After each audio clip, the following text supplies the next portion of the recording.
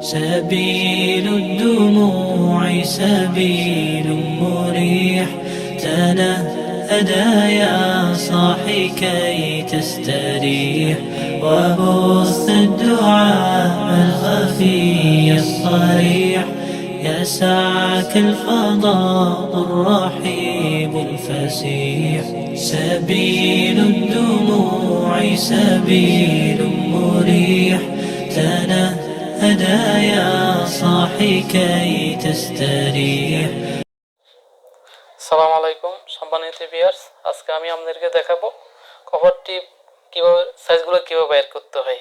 Cover টিপের সাইজগুলো বাইর করতে হলে এরকম একটা স্টিল রুলার লাগবে আর একটা আউটসাইড ক্যালিপার্স লাগবে।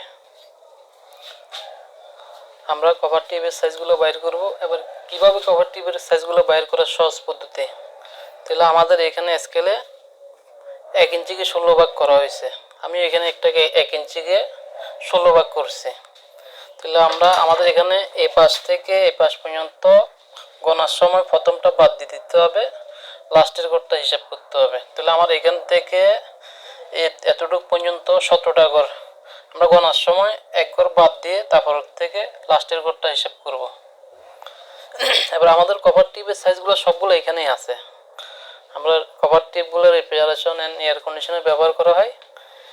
খুব সহজে এখান থেকে আমরা বাইর করতে পারবো। এখানে বুঝলে কভার টিপের সাইজগুলো বাইর করতে পারবো। আর ইঞ্চির প্রতীকটা হচ্ছে ইঞ্চি লেখা থাকবে, নাহলে এরকম দুটো দাগ থাকবে। 3-এর উপরে রোজার সাইডের উপরে দুটো দাগ থাকলে ওটা হচ্ছে ইঞ্চির প্রতীক। আচ্ছা, তাহলে আমাদের প্রথম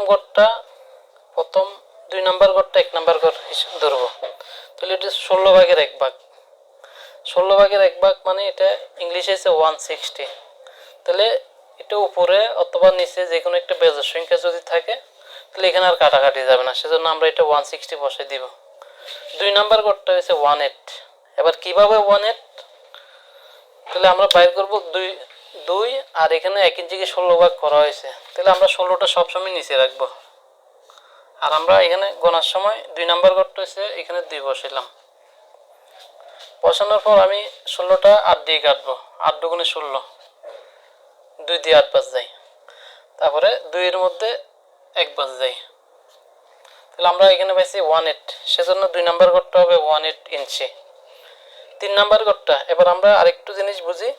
এখানে যে বেজের ঘরগুলো আছে, বেজের সংখ্যা আমরা বসে দিব সরাসরি, ওইটা হচ্ছে ওটার মান। আর যেখানে যে সংখ্যা থাকবে ওইখানে আমরা যতক্ষণ কাটাকাটি যাবে অতক্ষণ কাটাকাটি করব। নিচে অথবা উপরে বেজের সংখ্যা চলে আসলে তখন আমরা ওইটার অতটুকু মান রাখবো। তাহলে এবার 3 নাম্বার ঘরটা হচ্ছে 360। এখানে বেজর আছে যখন তখন আমরা সংখ্যাটা বসাই দিব, এটা হচ্ছে 360। এবার 4 নাম্বার ঘরটা হচ্ছে 16 ভাগের 4। 16 ভাগের 4, তাহলে এটা আমরা তো 16 ভাগের 4 বসাইতে পারবো না। তাহলে এটা যখন জোড় সংখ্যা আছে 16 ভাগের 4, তাহলে এটা আমরা কাটাকাটি করব।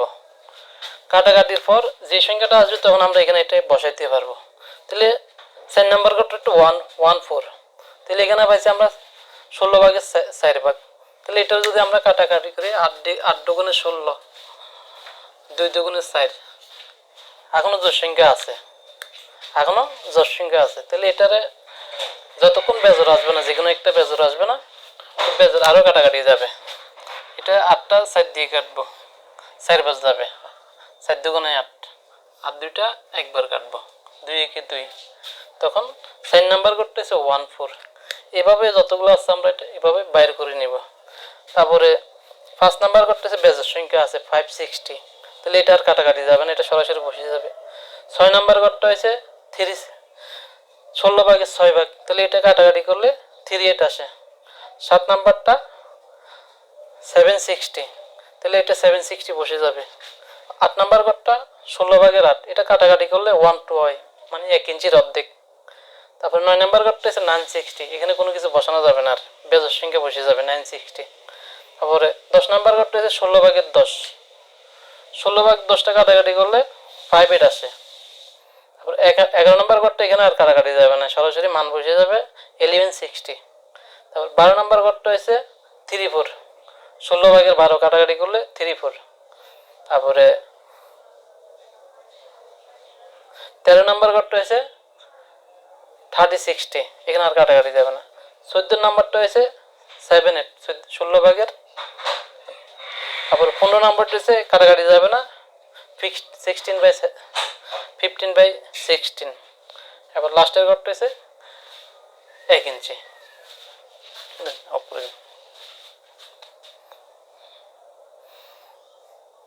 তাহলে আমার হাতে একটা কভার টিপ আছে, এটা কত সাইজ আমাদের জানা নেই। তাহলে এটার জন্য আউটসাইড আর স্টিল রুলার লাগবে, আউটসাইড ক্যালিপাস আর স্টিল রুলার।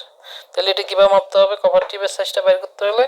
তাহলে আমাদের যেখানে সমান জায়গা আছে, অনেক সময় দেখা যায় কোম্পানি যেভাবে বানাইছে সোজা, যেখানে স্কোয়ার সোজা জায়গা আছে ওইখানে আমরা মাপটা নিব, বাঁকা জায়গায় নিলে আমরা মাপটা অ্যাকুরেটভাবে পাবো না।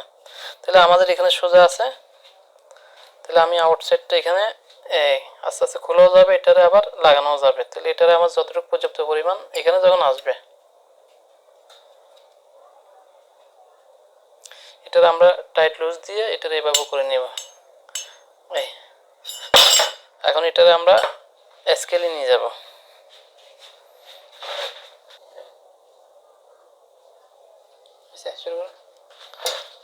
বুঝাইতেছে?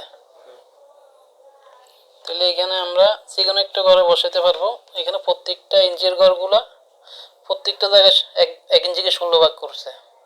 তাহলে আমরা যে কোনো এক জায়গায় বসাতে পারবো। তাহলে আমরা এখানে 2 থেকে 2 ইঞ্চিতে বসাই। বসানোর পর এই প্রথম ঘরটা বাদ হয়ে যাবে। তারপর আমরা হিসাব করব 1 2 3 4 5 6 7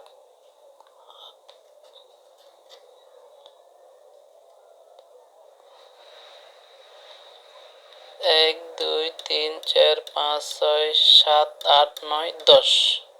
তাহলে আমরা প্রথম হিসাব করার সময় প্রথমটা বাদ দিব, লাস্টেরটা হিসাব করব। তাহলে এখানে 10টা ঘর আসছে। তাহলে এই 5 এর সাইজটা আমরা মাপবো, মাপ দিছি। এখন এটা 16 ভাগের 10 ভাগ হয়েছে। তাহলে 16 কি জন্য আমরা এখানে 1 ইঞ্চিকে 16 ভাগ করা হয়েছে, সেজন্য 16টা বসাইছি।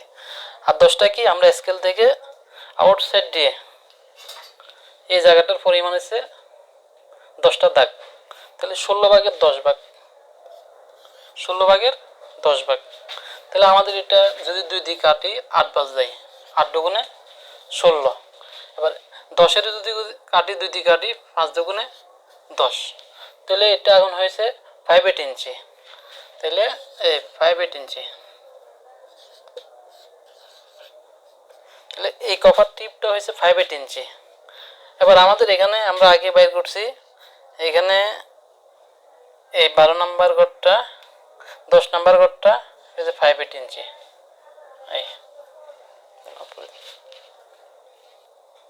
তাহলে আমরা এই কভার টিপসটা সাইজটা পাইছি 5/8 ইঞ্চি। তাহলে আমরা আরেকটা দেখাই উদাহরণ। তাহলে এটা আমি মাপবো, এটা আমার জানা নেই। তাহলে যেখানে সোজা গোল জায়গা আছে, গোল আকৃতি আছে, এখানে ধরবো,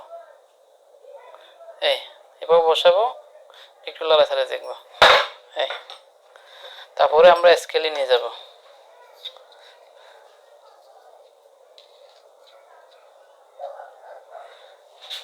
স্কেলে নিয়ে যাওয়ার পর এখানে আমরা পাইছি 6 ঘর। গোনার সময় 3 অথবা যেখানে বসে প্রথম ঘরটা বাদ, মোট 7 ঘর। তাহলে এক ঘর বাদ দিলে 6 ঘর। তাহলে এটা 16 ভাগের 6। 16 ভাগের 6 আমরা যদি কাটাকাটি করি, 16 উপর হচ্ছে 6। তাহলে এটা যদি আমরা কাটাকাটি করি 8 দুগুণে 16, 8 বার যাইতেছে 16-এর মধ্যে, আর 6-এর মধ্যে 3 বার যাইতেছে। তাহলে 3/8। এই কভার টিপের সাইজটা হচ্ছে 3/8। তাহলে 3/8 আমাদের এখানে কোন জায়গায় আছে? এখানে আমরা 3/8 পাইছি আগে এখানে। তাহলে আমাদের সবগুলো কভার টিপের সাইজ 1 ইঞ্চির মধ্যেই আছে। এখানে যে 16 ভাগ করা হয়েছে 1 ইঞ্চিকে, ওইখানে আছে। তাহলে আজকে আমরা শিখছি কভার টিপের পরিস্থিতি। আজকে এই পর্যন্ত আমাদের সমাপ্ত। আগামী ভিডিওর জন্য আমাদের চ্যানেলের সাথে থাকেন। তাহলে আমরা কভার টিপগুলো ইঞ্চিতে পরিণত করছি। পরের ভিডিওতে আমরা মিলিমিটার কভার টিপকে মিলিমিটার আর সেন্টিমিটারে কীভাবে নেওয়া যায় ওইটা আমরা দেখাবো। আসসালামু আলাইকুম।